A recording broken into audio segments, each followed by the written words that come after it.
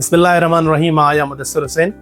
अॼु मां मदेरी ऐं पसगरदाईअ जे तमामु शागिर्दनि जे लाइ हिकिड़ी गुड न्यूज़ खणी आयो आहियां ऐं उहा गुड न्यूज़ आहे असांजे पंहिंजे शहर मदेरी जे अंदरि असीं ऑक्सब्रिज अकेडमी जो आगाज़ करे रहिया आहियूं। तव्हां यकीनन सोचींदा हूंदा त जिते शहर जे अंदरि ॿियूं केतिरियूं अकेडमीज़ आहिनि उते हिकु ॿी अकेडमी जी एडिशन छाजे लाइ। यकीनन असांजा कई दोस्त जेका पंहिंजे हिसे जो बहितरीनु कमु करे रहिया आहिनि, पर Oxbridge academy of language and science अव्हांखे ऑफर करे थी जूनियर प्राइमरी एलिमेंट्री क्लासिस जे लाइ जनरल ट्यूशन्स ऐं उन सां गॾो गॾु foundation classes, specially secondary and higher secondary classes जो असीं आगाज़ करे रहिया आहियूं, जिते असांजा इंतहाई क़ाबिल तजुर्बेकार एक्सपर्ट उस्ताद अव्हांजी जेका तइलीमी मराहिल जे अंदरि रहनुमाई कंदा। अव्हां सभई यकीनन सोचींदा त why we choose Oxbridge academy. यकीनन हिन जा कुझु फ़ाइदा आहिनि। सिंपली जेकॾहिं ॻाल्हि कजे त पहिरियों फ़ाइदो हिन जो इहो आहे त अव्हांखे हुते हर सब्जेक्ट जो माहिर तजुर्बेकार क़ाबिल उस्ताद इंडिविजुअल अटेंशन ॾींदो, जंहिंसां तव्हां पंहिंजी तइलीमी बहितरी जे अंदरि पंहिंजो किरदारु अदा करे सघंदा।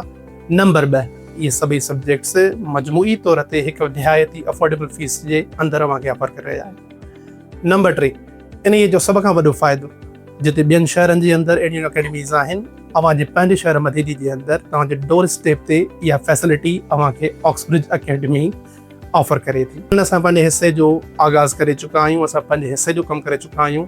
हाणे इहो मदेरी जे शागिर्दनि ते, उन्हनि जे वालिदैन ते आहे त उहे पंहिंजे हिसे जो किरदारु अदा कनि ऐं असांखे हिकिड़ो चांस ॾियनि त असीं मदेरी जे तइलीमी मराहिल जे अंदरि पंहिंजो हिकिड़ो इनपुट ॾेई सघूं। रजिस्ट्रेशन्स जे लाइ तमामु डिटेल्स जेके आहिनि डिस्क्रिप्शन में ऐं कैप्शन में मौजूदु आहिनि। Don't miss this chance, avail this opportunity and join Oxbridge academy.